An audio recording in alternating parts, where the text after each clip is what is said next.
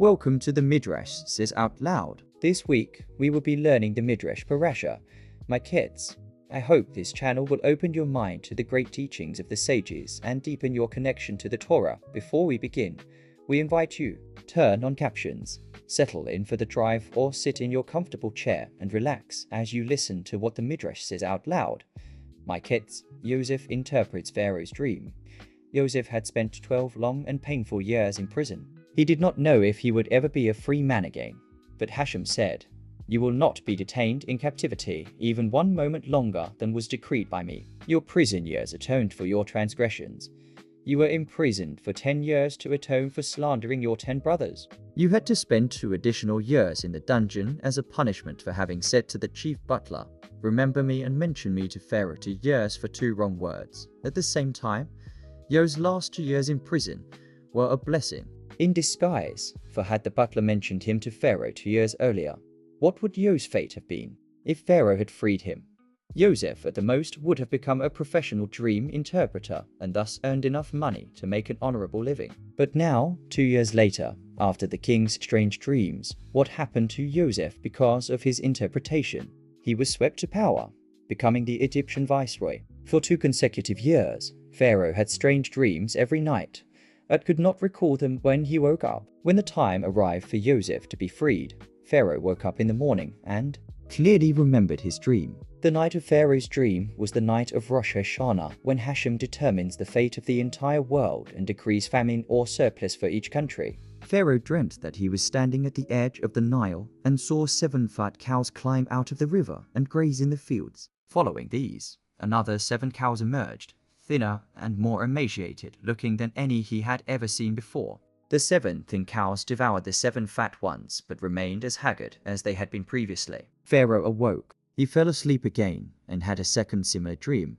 7 plump ears of grain grew out of one stalk and were swallowed up by 7 thin and wind-beaten ears. Pharaoh subsequently dreamt the interpretation of his dreams but was unable to recall it. Pharaoh woke up very disturbed because he could not remember the meaning of his dreams. He summoned his magicians and soothsayers, demanding an explanation. All of them exclaimed, "Your Majesty, there is nothing as obvious as the interpretation of your dream." "What is it?" asked Pharaoh. The first magician offered the following interpretation.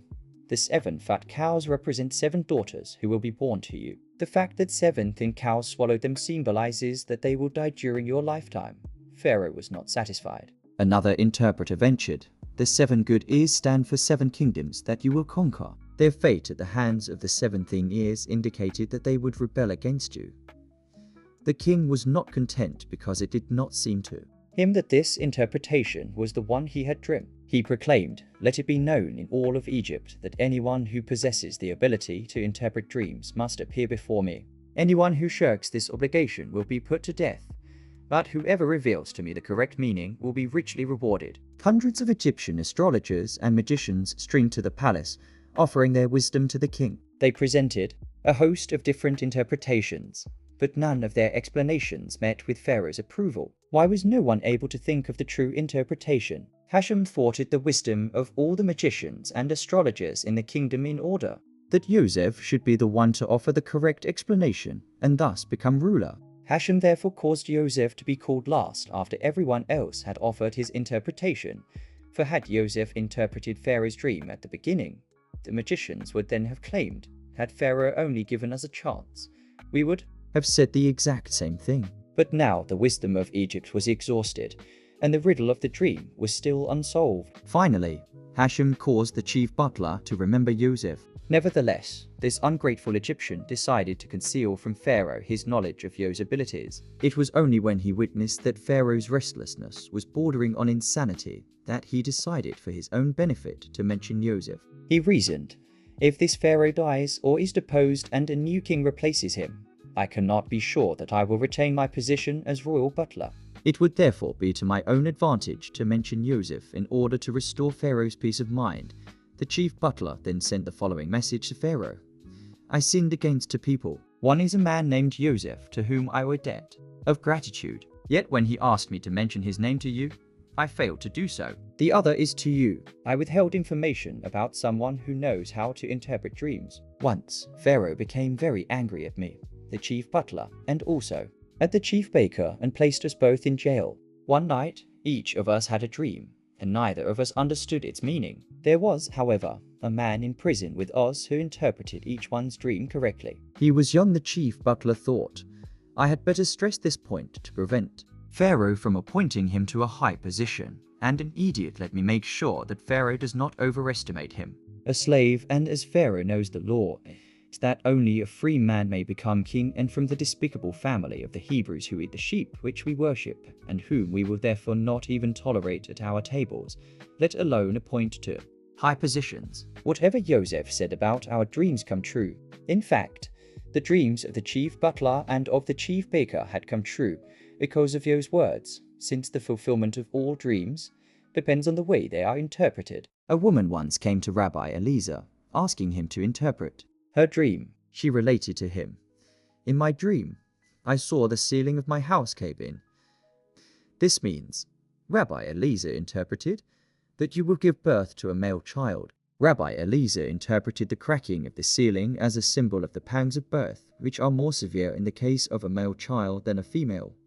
His words were fulfilled, and the woman had a son. Another time, the woman came to find out the meaning of a dream, but when she looked for Rabbi Eliezer in the Beit HaMidrash, she could not find him. "Where is your Reb?" she asked his students. "He is not here now. Tell us your dream, and we will interpret it for you," the students suggested. "I again dreamt that I saw my ceiling cave in. This means that you will bury your husband," they told her. "Alas," she moaned. When Rabbi Eliezer returned, he still heard the wails. "Who was that?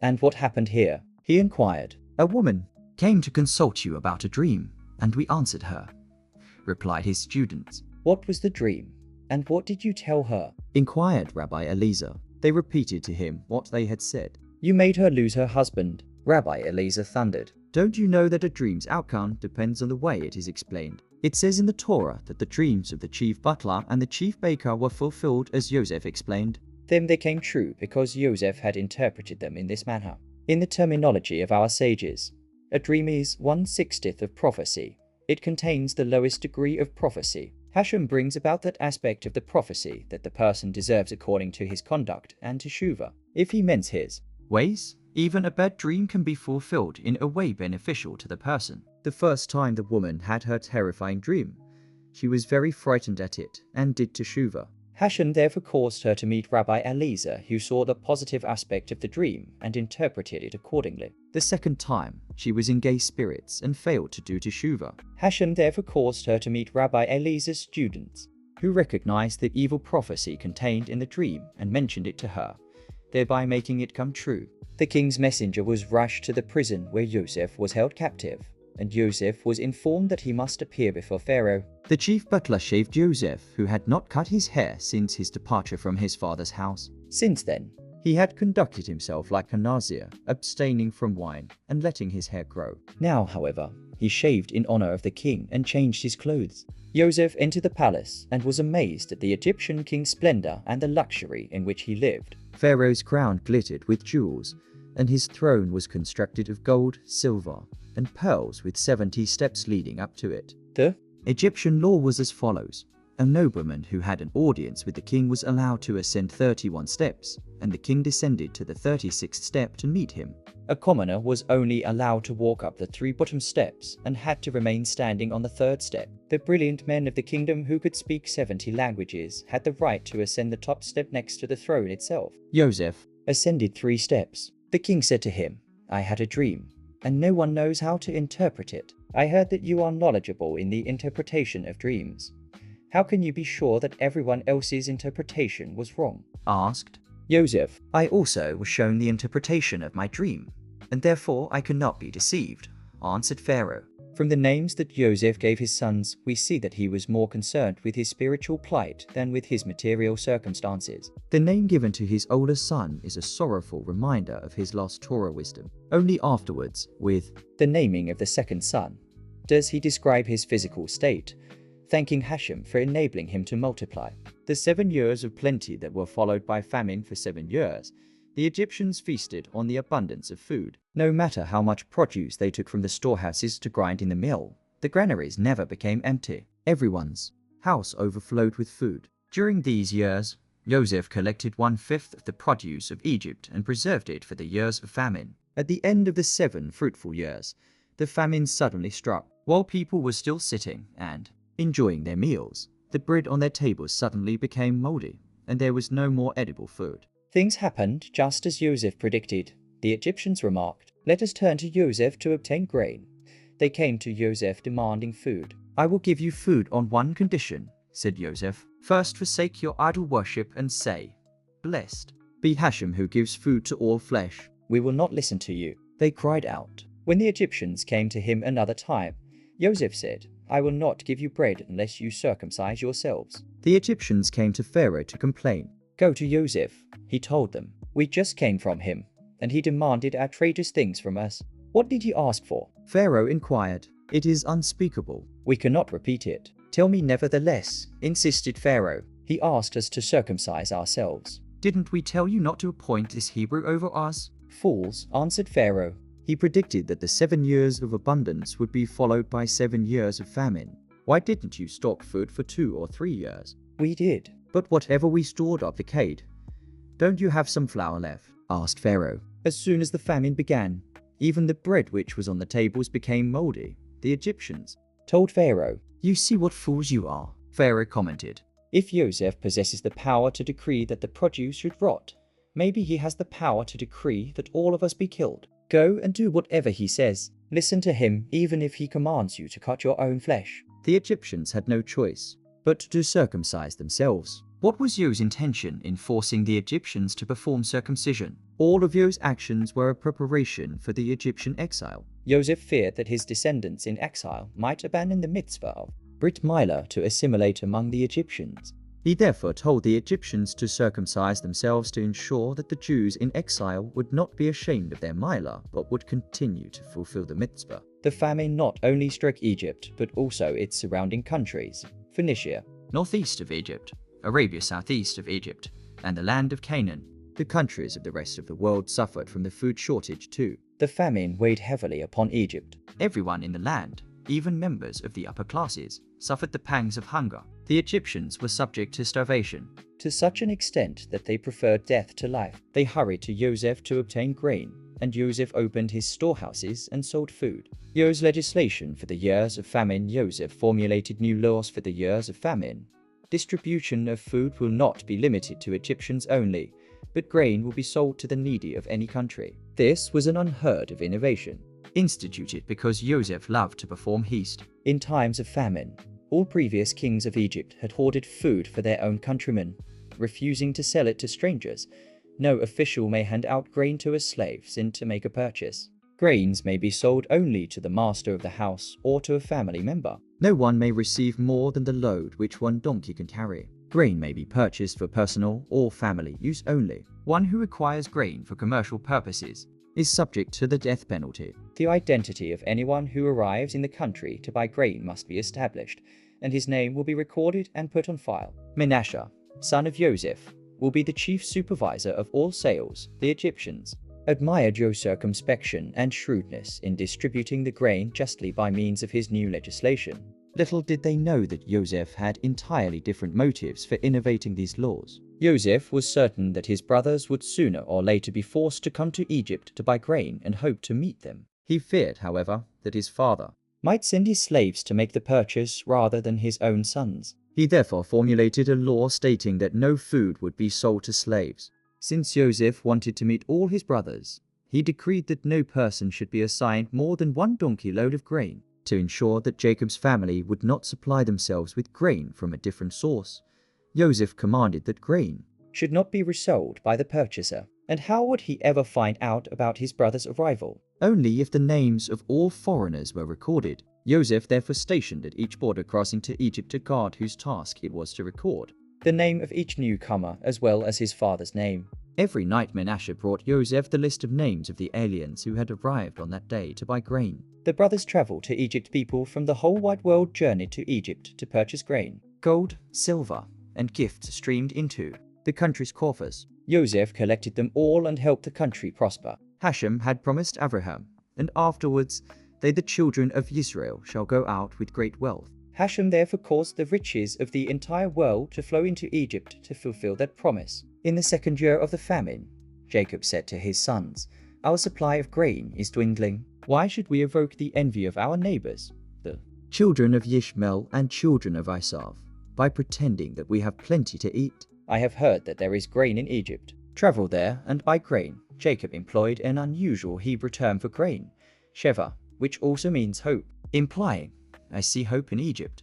This was because Jacob had a vague prophetic notion that Yosef was in Egypt. However, he lacked the clarity of perception to understand his vision fully, since the Ruach HaKodesh had departed from him during the period of mourning for Yosef. Since Yosef, not one day had gone by when the brothers had not said, "Let us search for Yosef and return him to our father." Now they welcomed the opportunity to travel to Egypt. Their main intention was to look for Yosef, and they intended to combine this mission with the purchase of grain. Jacob sent only 10 sons to Egypt, not allowing the youngest Benjamin to go along. He knew that Satan stands ready to accuse at a time of danger, such as during a journey, and was afraid for Benjamin's life. Jacob instructed his sons, "Do not enter Egypt together. You are 10 strong, good-looking men, and people might look at you with an evil eye. Each of you should enter through a different gate." 10 sons of Jacob traveled to Egypt, the same 10 who had been present at Yosef. They would go through much agony to atone for their sin of selling Yosef. The brothers obeyed their father's command,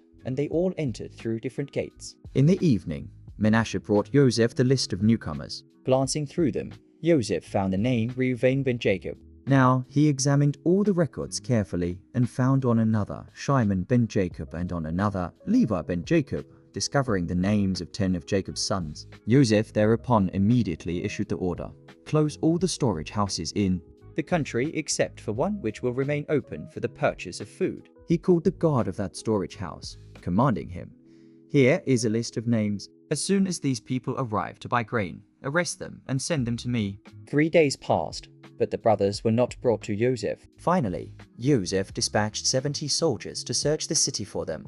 They found them in a disreputable quarter of town where lowly women lived. The brothers had been looking there for Yosef, thinking, "Our brother was very handsome. Maybe he ended up there." Yosef sent his son Manasseh to inform the brothers that they were summoned to appear before the viceroy. There must be some misunderstanding, the brothers thought. He thinks we imported an item and failed to pay import duties. Even if this is what he suspects, we will soon clear up the misunderstanding and prove our innocence so that there will be no further problem. The brothers marched to the palace and were brought before the Egyptian viceroy, a bearded man, clothed in silk and purple, wearing a golden crown, and surrounded by slaves.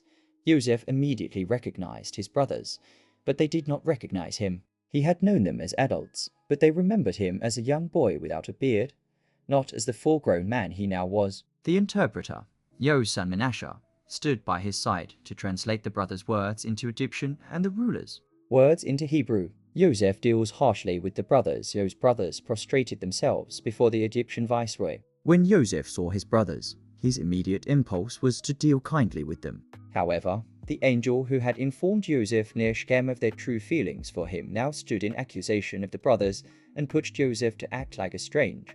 Rabbi Yo's puzzling behavior towards his brothers requires explanation. Why should a tzaddik of Yo's caliber speak harshly to his brothers and accuse them of being spies? Later, he also took Shimon away from them and imprisoned him, returned their money to their sacks, and pursued and falsely accused them of theft, causing them to think that Benjamin would be executed as a thief. We are certainly not allowed to assume that Yosef was taking revenge on his brothers, since Yosef fulfilled the laws of the Torah and would not transgress the prohibition of, "You shall not take revenge, nor bear a grudge against the sons of your people." The reason for Yo's strange conduct is that he wanted to see his brothers forgiven for their past sins. He acted with great mercy towards his brothers, realizing that they had committed 5 transgressions. They hated him and did not speak friendly words to him. They made attempts to kill him when he came to Dothan. They cast him into the pit. They sold him as a slave. They caused their father Jacob grief by pretending that Yosef had been devoured by a wild animal. Each aspect of Yo's conduct towards his brothers was calculated to make them suffer for one of their wrongdoings so that their sins would be atoned for in this world. Yo's actions were not prompted by malice or personal hatred, but rather dictated by consideration for his brothers to exonerate them from guilt. Yosef spoke harshly to the brothers so that they should find atonement for having spoken harshly to him, as they had sought to kill him. So he too sought pretexts to accuse them. They threw him into the pit, and he therefore threw them into prison, since they kidnapped Yosef and sold him.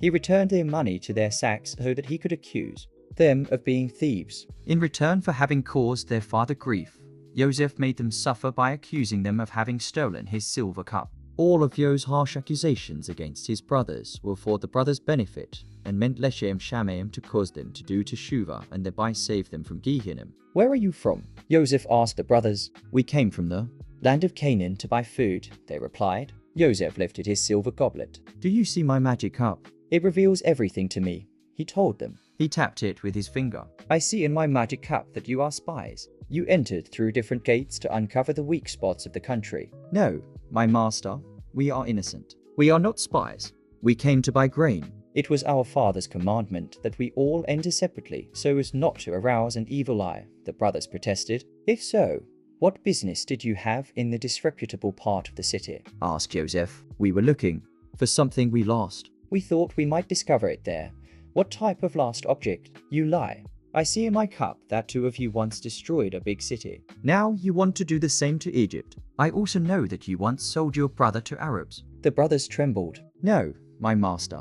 They said, your servants are 12 brothers, the sons of one man who lives in Canaan. Where are the other 2 brothers? The youngest is with our father, and one is not here. Where is he? Yosef questioned. We sold him. For how much? Asked Yosef. For 5 shekels. If someone would sell him back to you for 5 shekels, would you pay it? Yosef wanted to know. We would. What if his master demands 10 shekels to return him to you? Asked Yosef. We would pay 10 shekels. What if he asked for a ransom of 100 shekels? Questioned Yosef. We would give it, said the brothers. But maybe his master would refuse to release him altogether. Yosef persisted. We came prepared for that. We will either kill or be killed.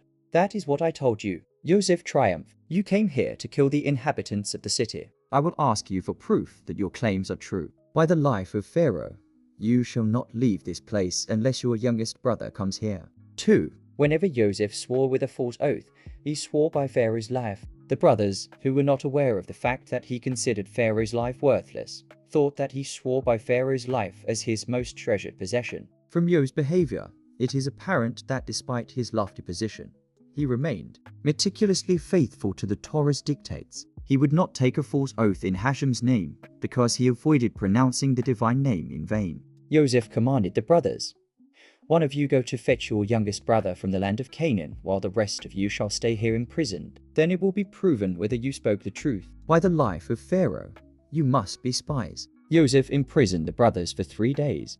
On the 3rd day, Yosef said to them, if you value your lives, do the following. Leave one brother here in prison. Travel home to bring back grain to your hungry families and return to me with your youngest brother. Then your words will be verified and not die. You shall the brothers say to one another, all this has not happened to us by chance. All this distress has befallen us because we are guilty of not having listened to Yosef when he fell down before us and entreated us to spare his life. From their reaction to the misfortune that befell them, it is evident what great tzaddikim Jacob's sons were. When evil came their way, they saw in it Hashem's punishing arm. A person must recognize Hashem's hand in all events that befall him. He may not attribute any occurrence to coincidence or chance. Reuven reproached them, saying, did I not tell you, do not sin against the child, and you did not listen? Now his blood and the blood of our old father are being demanded from us. Since the interpreter Yosef's son Menashe stood between them, the brothers did not realize that Yosef was following their conversation. Yosef turned away from them and wept. Then he returned and spoke harshly to them. He called 70 of Pharaoh's soldiers and told them, I have found some criminals. Arrest this one. He pointed to Shimon. Yosef wished to separate Shimon and Levi because he thought, if the 2 of them are together, they might exterminate all the people here, as they did the inhabitants of Shechem. Shimon's imprisonment was his midah punishment for having thrown Yosef into the pit. When Pharaoh's soldiers approached, Shimon raised his voice and roared with such tremendous strength that the Egyptian soldiers fell to the ground in fright, breaking their teeth. They fled from the room in panic, leaving Yosef and Menashe alone. To deal with the brothers, Yosef commanded Menashe, arrest him. Menashe arose, hit Shimon on the neck, and tied him up. Shimon was amazed. This is a blow from our father's house, he said to the brothers. Shimon was led away, but as soon as he was out of the brothers' sight, Yosef ordered that he be treated with consideration. He was untied and served the best food and drinks. Yosef, the tzaddik, acted mercifully towards Shimon, although Shimon had cast him into a pit full of snakes and scorpions. Yosef commanded the person in charge of his house, fill the brothers' sacks with grain, he added quietly, and also returned to everybody's sack the money given in payment. The brothers loaded the grain they had purchased onto their donkeys and departed with heavy hearts, leaving Shimon behind. Another unpleasant surprise was to follow. Upon arriving in their lodging place on the way, Levi opened his sack to feed his donkey and found that the money he had paid for the viceroy had been restored to his sack. He said to his brothers, "My money was returned. I found it in my bag together with the grain." Hashem destined Levi to be the first one to make the unpleasant discovery of the monies having been returned. This was his midah retribution, since Levi had been the one who remarked to Shimon upon seeing Yosef approach in Dothan, "Behold, this dreamer is coming." The brothers trembled, realizing that his money had been returned, for the purpose of bringing new accusations against them. "What is this that Hashem has done to us?" they asked.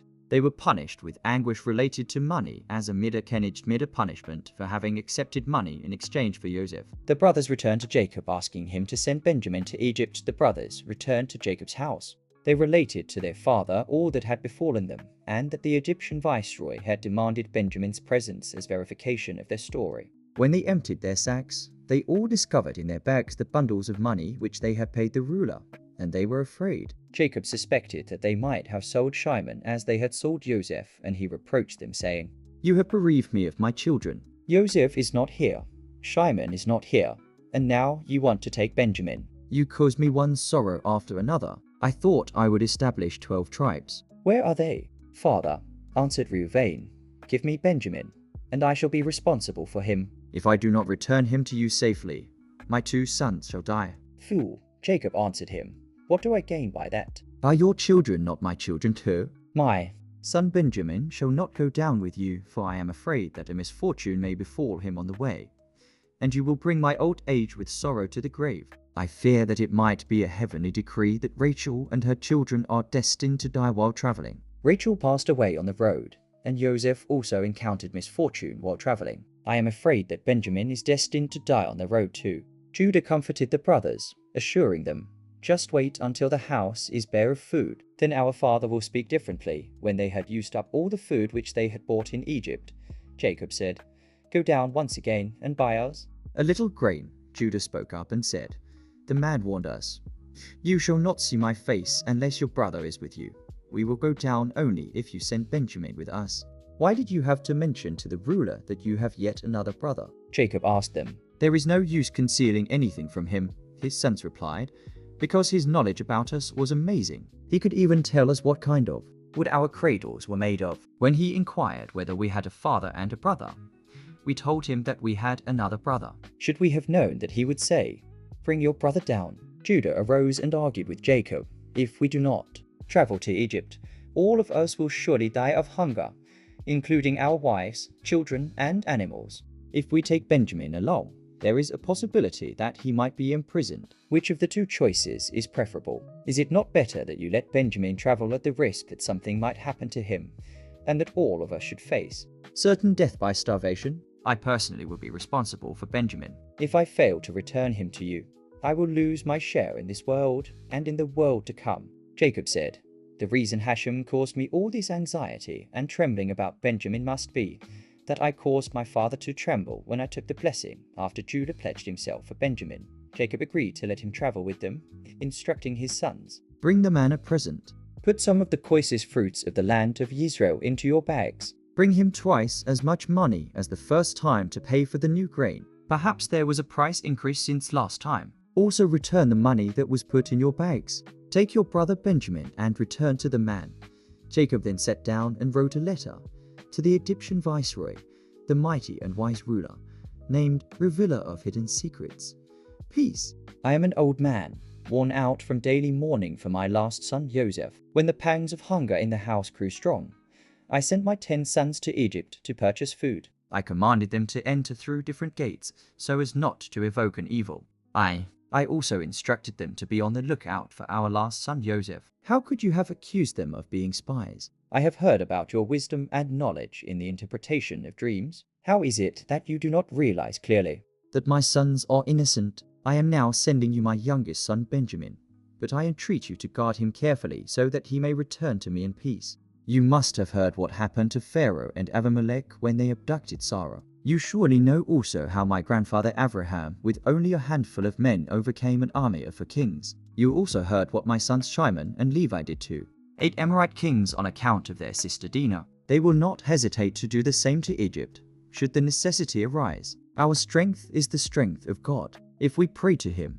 he will destroy you and your men. I therefore entreat you to protect Benjamin. May God grant you success as a governor. Your servant Jacob, son of Isaac, son of Abraham, prince of God. He gave Judah the letter to hand to the ruler. You have a present, money, and your brother. What else do you need? Your tefillah, father. May Hashem, the Almighty, grant you compassion before the man that he may send back your other brother. And Benjamin, without realizing it, Jacob had spoken words of prophecy. Truly Hashem would bring back their other brother Yosef. Jacob exclaimed, May Hashem does not bereave me of any more children. May he who will in the future abolish all suffering set an end to my hardships. The brothers journeyed back to Egypt and informed Yosef of their arrival. The brothers are invited to dine with Yosef. When the brothers entered the Egyptian court, Yosef noticed Benjamin among them and was happy. He instructed his son Manasseh, Bring these men to my palace. Prepare a meal for them, because they will be my guests at noontime. Let them slaughter the animals themselves, and let them personally supervise the removing of the Gid Hanashi sciatic nerve. At the same time, prepare the meal for tomorrow also, because tomorrow will be Shabbat. Yosef, like his brothers, observed Shabbat even before the mitzvah was commanded, and kept all precepts of the Torah as his fathers, Jacob, Isaac, and Abraham had done, continuing to observe the mitzvah even in Egypt. When the brothers heard that they were invited to the viceroy's palace, they were afraid. No other travelers were ever called to the viceroy's home. They all lodged in inns. This must mean, they thought, that he was brewing a new accusation against them. The brothers discussed the matter and concluded it must be on account of the money that was restored to our bags that we are being brought to his house. He will now accuse us and find a pretext to take us all as slaves. They went over to the man appointed over Yo's house, who was none other than his son Manasseh, and spoke to him at the entrance to Yo's palace. Please, my master, they said, we came down once before to buy food. It is degrading for us to have to acquire food from strangers, for in our country we used to support other people. When we returned home, each one of us discovered in his bag the money he had paid for the grain. We have brought the money back together with more money to buy grain again. We do not know who put the money in our bags, the man answered them. Kindly, peace be with you. Do not fear, he said. I know about it, and gave you this money on purpose. Your God, the God of your fathers, has given you a treasure. The brothers followed him into Yo's palace, and he brought Shimon out to meet them. They received a friendly reception and were given water to wash and food for their animals. They spent the morning preparing the gift they had brought, setting it out in precious vessels to be ready for Yosef, who would return at noon from Pharaoh's palace.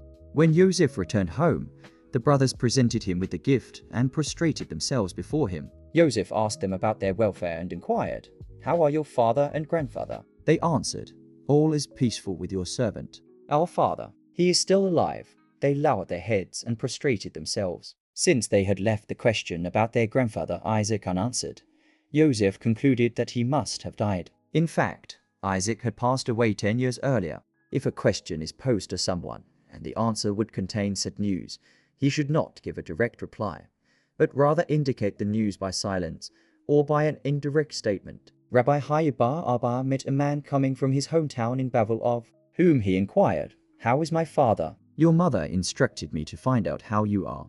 The man replied, I inquired about my father, said Rabbi Haye, and about my mother.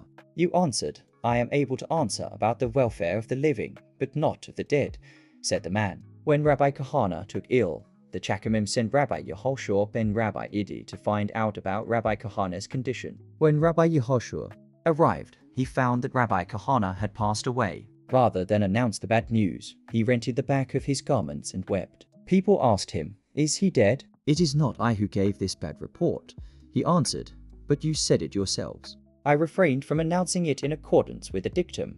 He who utters an evil statement is a fool. Yokan and Hakaka went to visit the villages to find out if the harvest had turned out well. When he was later asked, "Is the wheat good?" he answered, "The barley is good," in order not to relate directly the bad news about the poor wheat harvest. They corrected him, saying, "Why do you mention barley, which is animal fodder? You should have said, 'Last year's crop was good,' implying that this year's was not good." When Yosef looked at Benjamin, he rejoiced in the sight because Benjamin resembled their mother, Rachel. "Have you any children?" Yosef asked Benjamin. "I do," Benjamin replied. "How many?" inquired Yosef. "I have 10, said Benjamin. "What are their names?" Yosef wanted to know. Benjamin's reply was, Bela, Betcha, Ashbel, Gyra, Naaman, Ike. Rosh, Mupim, Hupim, Aid, Yosef commented. "Those are strange names." "You see," explained Benjamin, "I had a brother from my mother. He was very special, and therefore I named my children in memory of him. Bela, he was swallowed by strangers, and I do not know where he is. 2. Betcha, he was the firstborn of our mother. Ashbel, he was taken captive. Gyra, he lives in a strange land. Naaman, his deeds were wonderful. Ike, he was my brother from both father and mother. Rosh, he was my leader and destined to be my brother's leader. Mupim, he was physically and spiritually beautiful. He knew all the halakot which my father taught him from Shem and Arabia. Hupim, he was not at my wedding, and I was not at his. Aod, his face was like a rose. The name also denotes that my father said, I shall descend in mourning to the grave because of his loss. Yosef was very moved. May God be gracious to you, my son, he blessed Benjamin. Yosef left the room to relieve his heart and weep. Then he washed his face and, with great self-control, re-entered the room to address his brothers harshly. Yosef continued to act as a stranger towards his brothers even after they brought Benjamin to him. He was testing them to see if they would sacrifice themselves for Benjamin and thereby atone for their indifference to Yoseph's distress at the time of the sale. Set the table, Yosef commanded, and I will make the seating arrangements. He lifted his magic silver goblet and pretended to do tricks with it. He smelled it. My cup tells me, he called out, that Judah shall be seated at the head. He is a king, and the king belongs in front. Reuven will be next to him because he is firstborn. Yosef placed them all correctly in their positions, seating the sons of one mother at the same table. When he reached Benjamin, he said, he has no mother, and I have no mother. Let him sit next to me. The brothers could not help but wonder. While they ate and drank with the Egyptian ruler, they trembled in their hearts because they did not understand the meaning of it all. The brothers were forced to consume this meal with great anxiety as a midah retribution for having sat down to a meal after selling Yosef. They drank wine after having abstained from wine for the last 22 years as a sign of teshuvah for having sold Yosef. Neither had Yosef touched wine since he had been sold, but now he too drank with them. Yosef, sitting together with Benjamin, ordered that an astrological chart from which the future could be divined be brought before him. I heard you Hebrews are wise people, he said to Benjamin. Are you acquainted with the science of astrology? Your servant knows all the sciences his father taught him, replied Benjamin. Then study this chart, said Yosef, and see if you can discover the whereabouts of your brother Yosef who you said was brought to Egypt. Benjamin carefully studied the chart. He made calculations, divided Egypt into 4 parts, and found that his brother Yosef was sitting next to him.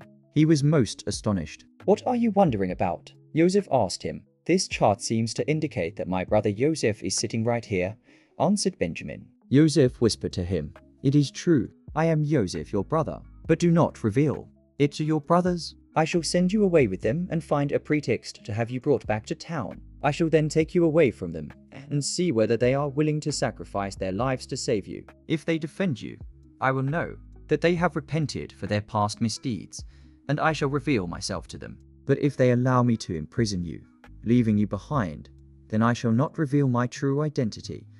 Yosef gave each of his brothers a gift, but Benjamin received 5 gifts. He was given 2 from Yosef, 1 from Manasseh, 1 from Ephraim, and 1 from Osnat, since Yosef had revealed to them that Benjamin was his brother, his mother's son, and they were all very happy. The brothers are accused of having stolen Yo's goblet. The brothers stayed in Yo's house until after Shabbat, and on the following morning, Yosef commanded Manasseh quietly, Fill the sacks of these people with grain. Return each one's money.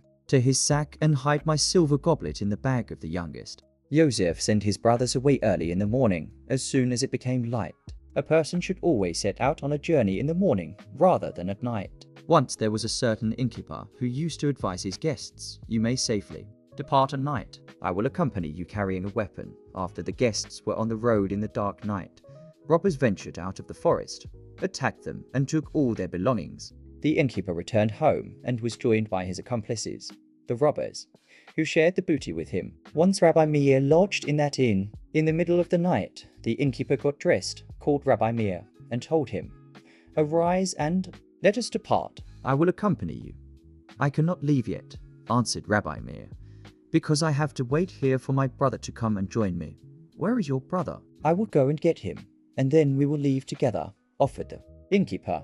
"He is in the Beit HaKnesset," said Rabbi Meir. "And what is his name?" inquired the innkeeper. "He is called Kitov," Rabbi Meir replied. The innkeeper walked to the Beit HaKnesset and spent the night looking for Rabbi Meir's brother, calling, "Kitov, Kitov." No one answered him. The next morning, Rabbi Meir arose, prepared his donkey, and wanted to leave. The innkeeper questioned him, "Where is your brother?" "He arrived already," said Rabbi Meir. "It is daylight, of which it states, and God saw the light Kitov, or that it was good." When the brothers were still within the borders of the city, Yosef commanded Menashe, "Chase after them and demand that they return my cup. Say to them, 'Why have you repaid good with evil? Is this not the cup with which my master does magic?' That was an evil deed." Menashe rode after them and spoke as Yosef had instructed him. The brothers answered, "Why does my lord speak these words? God forbid that we would do such a deed. We returned the money we found in our sacks in the land of Canaan. And now you think we would steal gold or silver from my master's house? If the cup is found in the possession of one of your servants, he shall die, and we will all be my master's slaves." "You are right," answered Menashe. "If one person belonging to a company of people has stolen, they all should be held responsible for his theft. But I will deal generously with you, and will only arrest and claim for a slave the one in whose belongings the cup is found." The brothers hurriedly unloaded their bags from the donkeys and opened them. In order not to arouse suspicion of a trumped-up accusation, Menashe began the search with the bags of Reuven, the oldest son, and finally arrived at Benjamin's bag. There the goblet was found. The brothers shouted at Benjamin, "Thief, son of a thief, son of Rachel, who stole Laban's teraphim." "That is not true," Benjamin answered them. "You are now being punished for having deceived your father with a garment dipped in goat's blood, and for having sold your brother." Benjamin's words implied, "I am innocent." "You are now being tested by Hashem to see if you are prepared to sacrifice your lives to save me. If you are, the sin of selling Yosef will be atoned." The brothers dealt with Benjamin harsh blows, hitting him between his shoulders. Rabbi Yosef said, "May my portion be among those who are falsely suspected for the blows which Benjamin endured on his shoulders. He is called Hashem's friend," and the Shekinah later rested in the portion of his tribe, as Moshe stated in his last blessing. And to Benjamin he said, "He is the beloved of Hashem. He shall dwell in safety by him. He hovers over him all day long, and he shall dwell between his shoulders." The brothers tore their garments. They were now being punished by Hashem Midah for having caused Jacob to rend his garments on account of their having sold Yosef. Each one again loaded up his own donkey, since they were so strong that they did not need each other's help to lift the sacks. They returned to Yosef's palace and fell to the ground before him. This was the fulfillment of Yosef's dream that 11 stars would prostrate before him. Yosef usually judged court cases in Pharaoh's palace at that hour, but he had stayed home on that day so as not to shame his brothers in public. "What have you done?" he asked them. "Don't you know that an important person like I knows that you stole my silver cup? Also know why Benjamin stole it to divine with it the location of his lost brother?" Judah answered, "What shall we say to my master? How can we justify ourselves? Just as the money which we found in our bags was what you're doing, so does this new misfortune emanate from you. We are innocent of stealing your cup, but Hashem is now punishing us for a different sin which we committed many years ago. We agreed to become my master's slaves together with our youngest brother, in whose hand you found the cup." This statement also was dictated by Hashem to punish the brothers Midah for having sold Yosef. They were compelled to submit themselves to slavery because they had sold Yosef as a slave. "Far be it from me to do this," Yosef replied. "The man in whose sack the cup was found shall be my slave, and the rest of you may go back to your father in peace." The brothers had sinned by selling Yosef for 20 silver pieces. Their anguish over the silver cup was an atonement for their having sinned with silver. Upon hearing Yoseph's harsh words, all the brothers stepped aside. Only one stood up to face Yosef and argued with him, Judah, who had pledged himself for Benjamin. Hashem subjected Judah to more anguish than all the other brothers, causing him to speak up in defense of Benjamin. This was Midah punished Midah for having suggested Yosef's sale, and because Judah would have been influential enough to prevent the sale and restore Yosef to his father. Thank you for joining this week's journey through the Midrash. If you enjoyed this story, don't keep it to yourself. Share this channel with someone. Please hit the like, share and subscribe button for the next story. See you next week on the Midrash Says Out Loud.